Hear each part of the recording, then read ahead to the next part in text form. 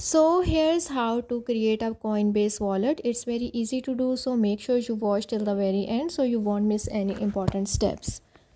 First, you will need to download and install this app, and once you have installed the app, now you have to click on the app to open it.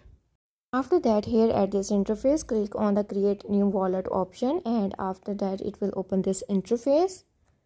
For the security reasons, my screen recorder does not record this part. So I'm going to tell you verbally. Here they will give you a phrase that you have to copy to your clipboard, and then you have to save it for later purpose. Then it will show an option to backup your data to your Google Drive. After that, here you have to select the account on which you want to create a backup, and after that it will take you to this interface. Now click on the allow to allow for the backup. Once you have successfully created your backup, now it will ask you to create your password.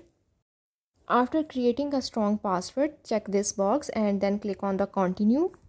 Once you click on the continue, now it will take you to this interface. Now to protect your account, here you have to create your password, or you can simply set your fingerprint.